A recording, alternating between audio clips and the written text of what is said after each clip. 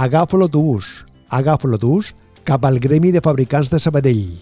Un recorregut que em porta entre parets plenes d'història, on avui el viatge és cap al pensament.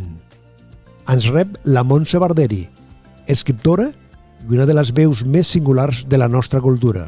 Seguim amb ella per conversar sense pressa. Ja comença Gent de Sabadell.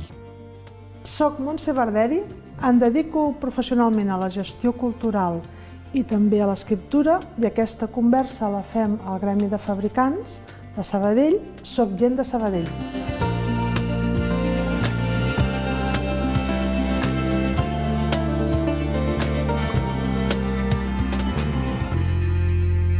Montse Barderi, som al Gremi de Fabricants. Per què has triat aquell lloc? Doncs per molts motius. Primera, per la generositat del Gremi de Fabricants d'obrir aquest espai tan singular i tan important de la ciutat a tota la ciutadania per tots els actes que fem de Sant Jordi, de presentació de llibres. Hem fet més de 40 llibres des del gener a l'abril.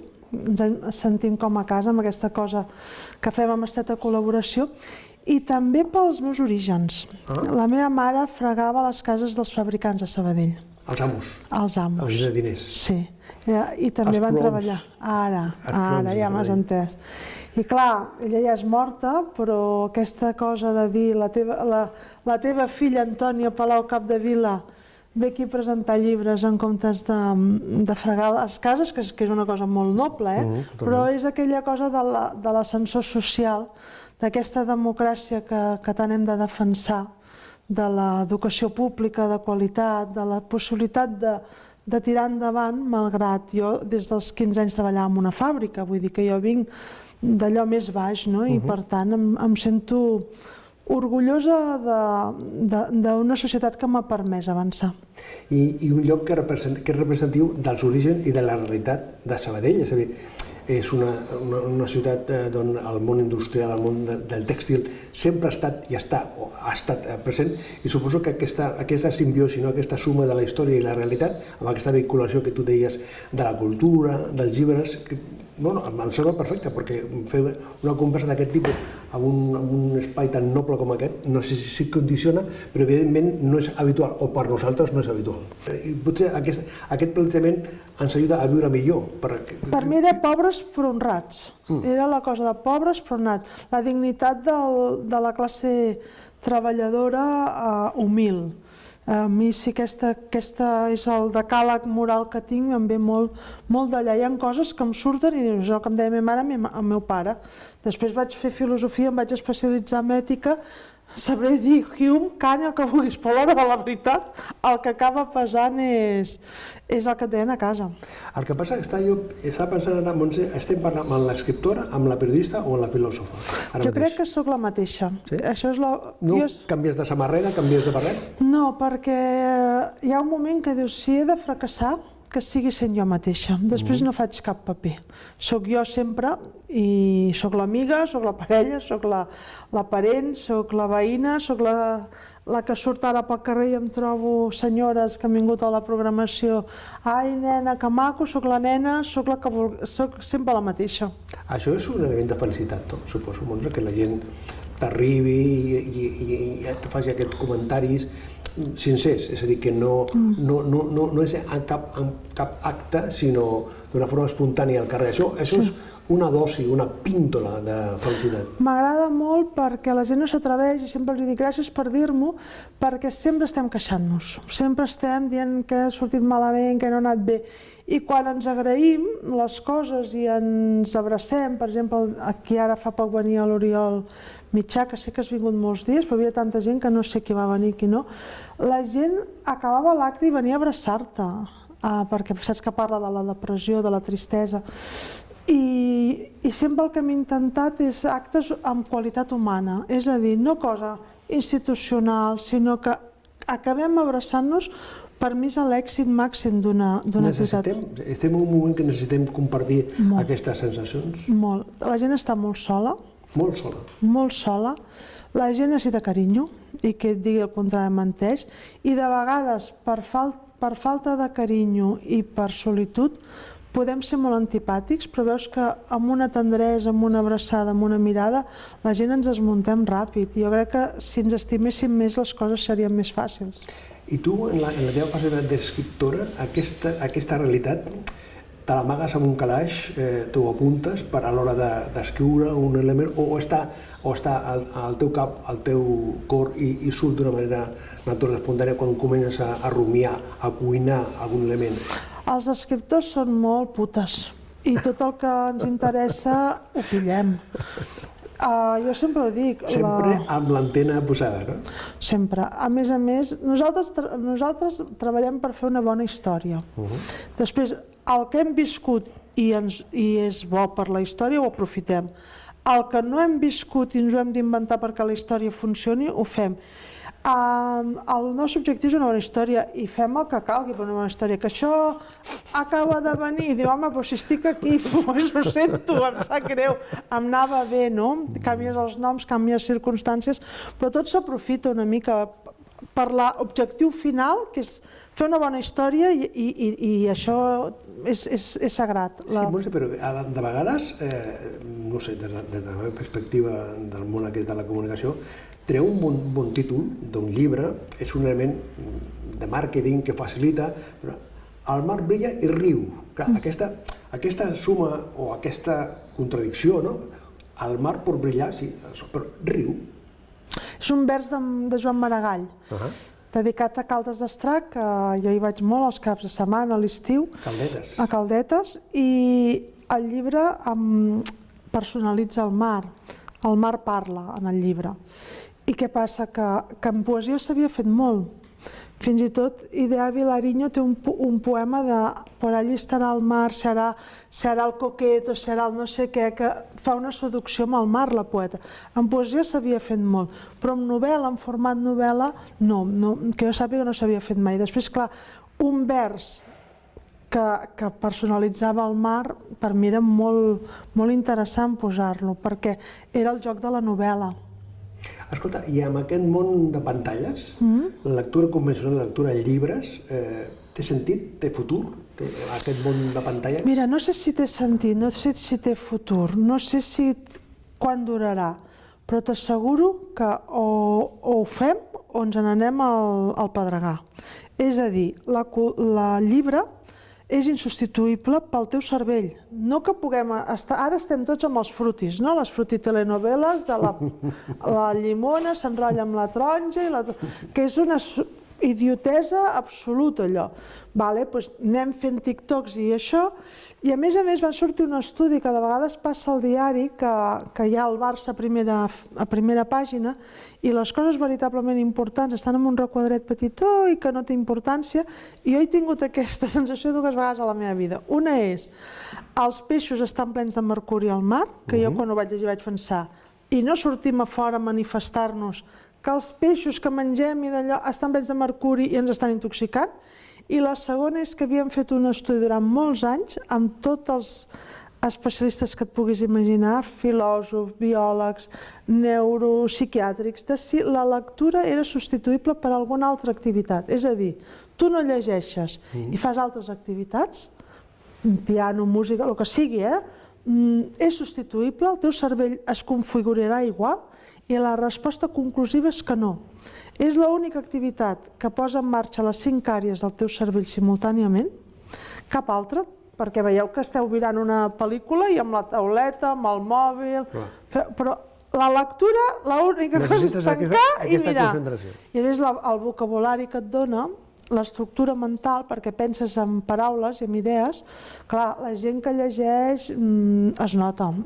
Escolta, i una autora com contemplació de la celebració de Sant Jordi, ara que el Mendoza diu que el llibre, més enllà que el nom es digui el que es digui, però evidentment això és una festa dels llibres, de la cultura, de la lectura. És una ocasió, una justificació, un impuls que tenim quan arriba Sant Jordi? És una data molt important per qualsevol escriptor, fins i tot les publicacions es basen en aquesta data. Sortir abans de Sant Jordi és una declaració de principis. És una festa molt important, però per mi és una mica com enamorar-se. Dius, és xulíssim, però quin atabalament, no? A la vegada, vital, perquè és tanta gent al carrer, jo estaré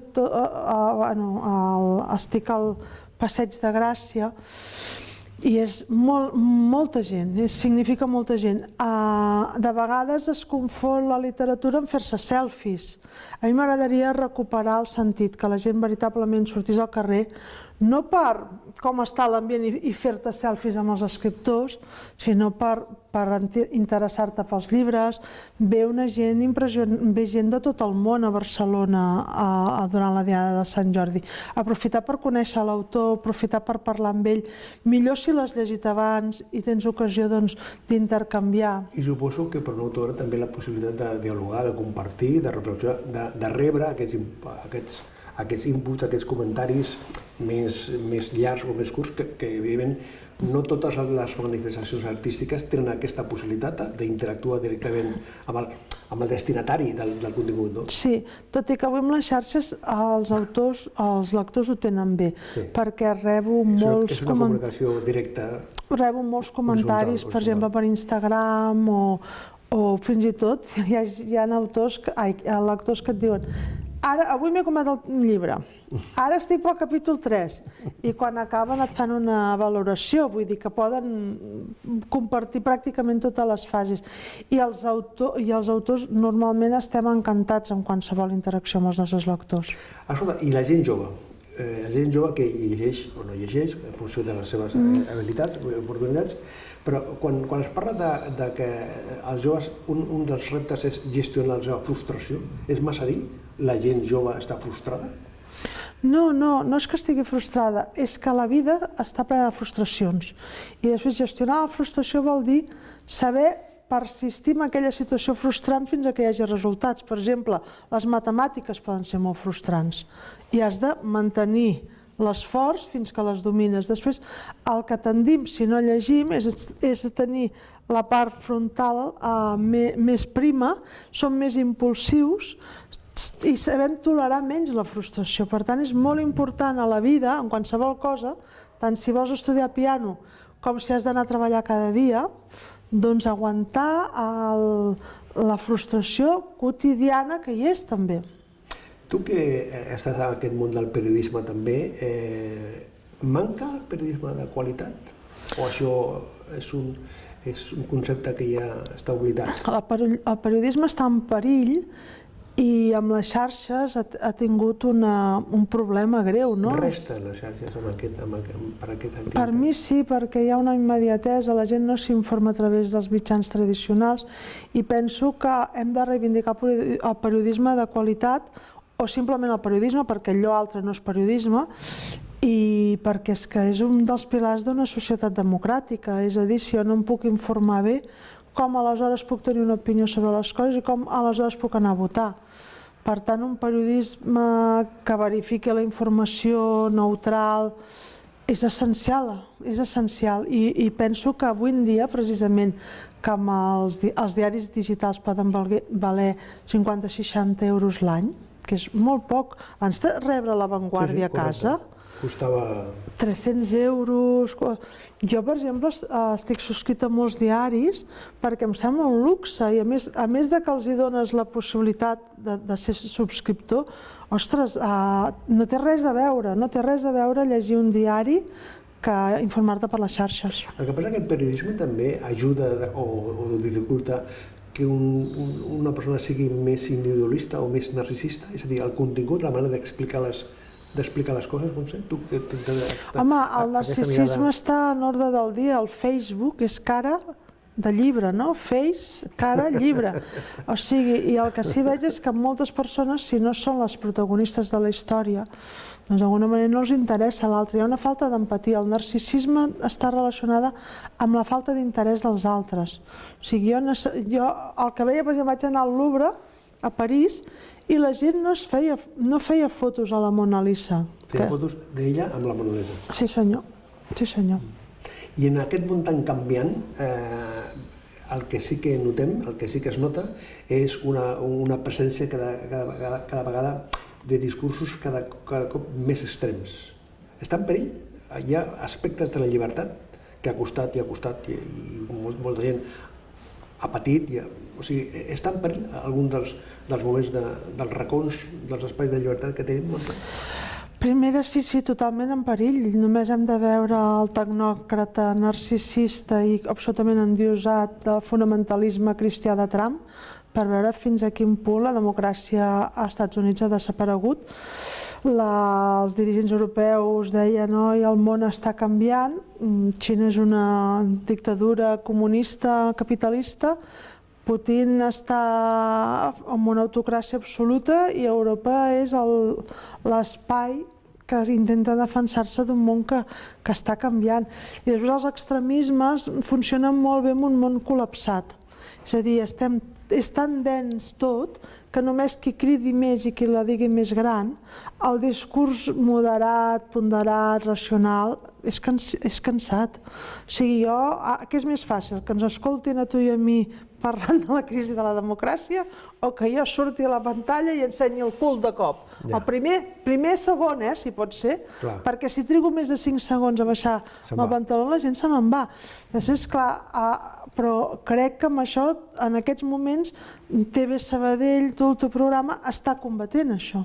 Està lluitant amb la importància de la paraula. I jo el que dic és, d'acord, mirarem 50.000 persones ensenyant el cul, mirarem 50.000 persones llançant-se pastissos a la cara, tot el que vulguis. Però quan estigueu embafats de la banalitat i que dius, és que estic marejat ja de tanta tonteria que estic veient i de tantes fruites que s'enrotllen entre elles i tenen bananes negres, no? Perquè ara és l'única cosa que fan.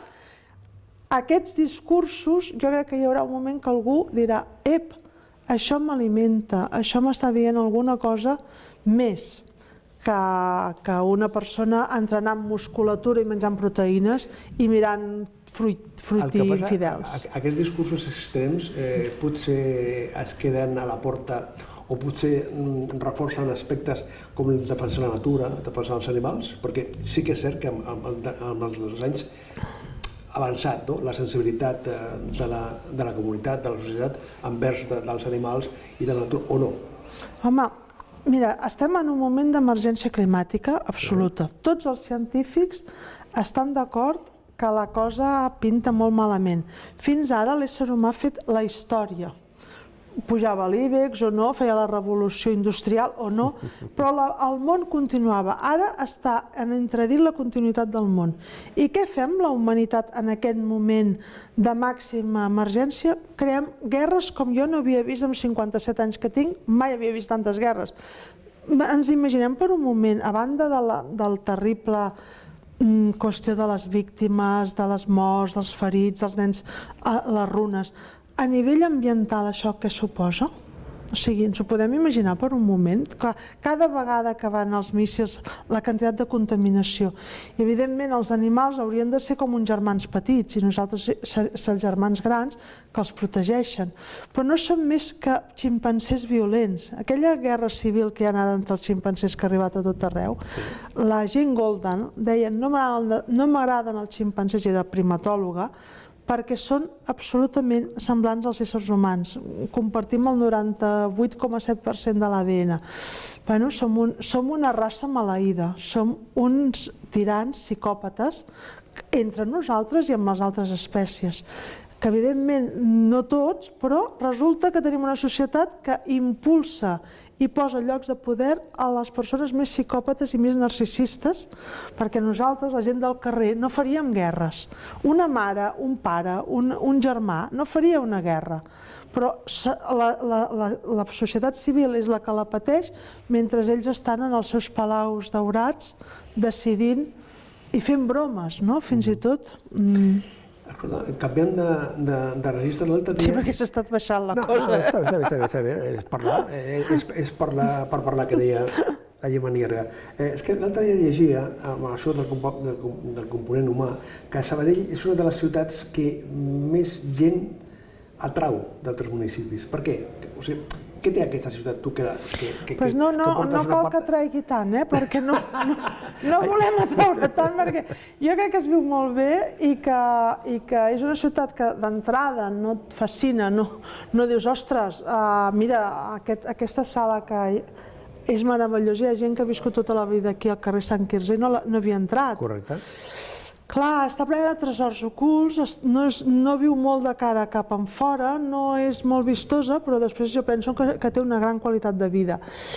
En aquest sentit, crec que la gentrificació sí és un perill per tot arreu, no? I jo crec que està en un... Aquesta cosa capitalista del creixement infinit, jo no estic a favor. Allò que cada vegada més, o sigui, per exemple, hem tingut sessions amb 150 persones. Hi ha un punt que créixer ja és incòmode per tothom. I després penso que Barcelona expulsa els seus ciutadans, perquè està impossible viure a Barcelona a nivell de lloguers, a nivell de tot, i molta gent ha de fer la primera i la segona corona, però són barcelonins. O sigui, el problema també és... Què passa, no? En Barcelona, no sóc experta en això, però sembla que ni a les ciutats ni res ha de créixer indefinidament. Això em sembla important. Si jo et dic sabadellenquisme, quina és la resposta? Jo crec que el sabadellenquisme és una cosa que es porta a la sang. És com estar enamorada. És com... Però enamorada d'algú que de vegades no t'agrada, eh? És una mica, a vegades... Com deia Pere IV, no sé què té aquesta Rambla, que la trobo lletja i a la vegada no puc oblidar-la.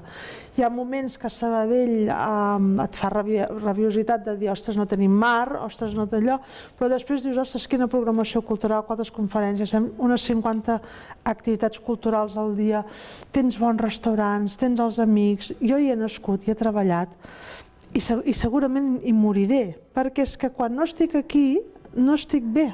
Has pensat en canviar-te en algun lloc per compromisos professionals, personals? Podria. He tingut diverses ocasions de treballar en altres municipis, en altres ciutats. M'han arribat a oferir llocs en casa, fins i tot, en un moment donat per comissariats i coses. Això és l'èxit, Montse. Però no puc. És que, a més, fixa't quina dependència tinc amb Sabadell, que me'n vaig de vacances i ja sé que no puc estar més de 4 o 5 dies fora, perquè perdó, però he reservat hotels i sempre, pobra família meva, s'ha posat malalta de cop, que ens n'hem d'anar, si hem de pagar els dies que falten perquè m'enyoro. O sigui, jo on em sento, jo sóc aquí. La Montse es mou habitualment en bicicleta, és una de les persones que és fàcil trobar-la, però jo suposo, jo parlava amb ella abans, que tens alguna línia de l'autús que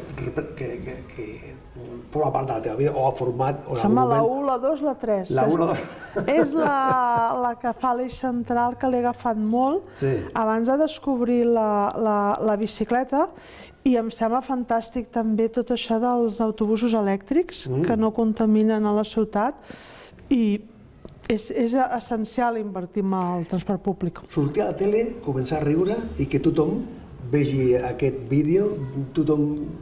O sigui, què se sent quan un ets protagonista d'un vídeo d'aquests virals? Mira, jo quan em va agafar l'atac de riure pensava que operaria l'emissió perquè allò no s'aguantava. Això va passar a La Selva, a TV3, sí, a Més 324, jo pensava que operaria l'emissió. Després vaig pensar, ostres, que malament, no?, que no tens control de tu mateixa i ets una persona que no pot anar pels llocs, no?, perquè et poses a riure. Però després vaig pensar que el riure també era un acte de llibertat, era un acte d'una persona, i a més que ho fes una dona. Això m'ho va dir la Mercè Otero Vidal, que és una gran feminista que ha guanyat el Premi Sant Jordi, que deia, és important que una dona pugui riure en una televisió pública. També sempre tenim un paper, les dones, com molt complaents. El riure és un acte de llibertat i d'alegria, i també val més ser recordada per això, que no pas per insultar, per agressivitat, per altres coses. Per tant, no em sento malament després d'analitzar-ho, però en el moment que passava jo no sabia què estava fent tampoc, no. Això ha sigut a posteriori. I ha sigut també el camí d'una gran amistat amb el Xavier Grasset. Escolta, què t'ha donat la tele que no t'ha donat la literatura? Són coses completament diferents. El que passa que és veritat que la televisió afecta la difusió que poden tenir els teus llibres. És alguna cosa bona per una autora. És un gran aparador. És un bon aparador. I jo tinc la cosa que ja porto 15 o 16 llibres publicats, porto una carrera literària llarga, i la part televisiva ha vingut a partir de ser escriptora. En aquest sentit, és interessant. També és interessant que les dones fem un pas endavant i I malgrat totes les dificultats que ens suposi la tensió i l'exposició, calen dones que parlem en els llocs i que hi siguem. Per tant, també, mira, la Neus Bonet, la degana, un dia em va dir, diu, això que fas és important, ho has de fer. I t'animen moltes dones a fer-ho. I jo també les animo amb elles a parlar i a sortir, perquè és una tonteria el que et diré ara. No, no és una tonteria, és important el que et diré ara. Quan faig una presentació d'un llibre, les dones no parlen. He de provocar que, ei, portem 3 senyors parlant, que surti una senyora... I moltes vegades els senyors diuen, no m'he llegit el llibre, no me'l penso llegir, però a mi m'ha passat no sé què.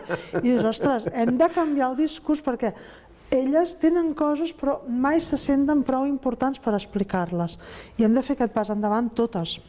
M'explicaves que els moments professionals també més satisfactoris amb el Departament de Cultura de l'Ajuntament. Sí. Que estàs més contenta, més satisfeta de com funciona. Sí, clar, porto 36 o 37 anys treballant a l'Ajuntament, li dec tot. O sigui, he pogut estudiar, he pogut... Allò que dèiem, la fàbrica que et parlava, quan un treballa a la fàbrica 12 o 13 hores o 14 no pot estudiar, perquè no... Però en canvi, aquí hi ha una cosa molt important, que era el fet de la promoció interna que tenim, igual que el Banc de Sabadell o moltes altres entitats, que aquest capitalisme paternal és molt maco, molt més d'ara de grans companyies telefòniques, que és un número, contracte d'un mes. Tu entraves als llocs, que si no ho feies molt malament... Et quedaves per tota la vida. Sí senyor, sí senyor. I llavors, bueno, podies estudiar, en el sentit que si aquell dia tenies un examen, aquell dia podies demanar festa amb un comprovant. Jo aquí soc li dec totalment a l'Ajuntament. I com a relació llarga de 36 anys, un llarg matrimoni, hem tingut moments de tot. Però és molt bonic, ara que estic al tram final, perquè estic al tram final, que tornis a viure una lluna de mel amb aquesta relació tan important, que és la parella laboral que ha sigut l'Ajuntament. Aprofitant que en la teva fase d'escriptora, podem parlar d'un capítol vital que estàs ara? Estàs en un capítol especial, vital? Allò que deies que professionalment la vinculació amb l'Ajuntament està a la planta de sortida per una qüestió d'edat, però tens un capítol definit de la teva vida? Jo tinc una cosa que no penso renunciar-hi mai, que és que jo tinc la capacitat de fer el meu món bonic. Jo tinc aquesta capacitat. I aquesta capacitat la té tothom. Després jo penso que la vida és tan breu, i és tan bonica, i és tan meravellosa, que tu no et pots permetre el luxe de que res ni ningú t'espatlli la festa. Per tant, jo cada etapa la vull viure amb plenitud i meravella, sentit de la meravella.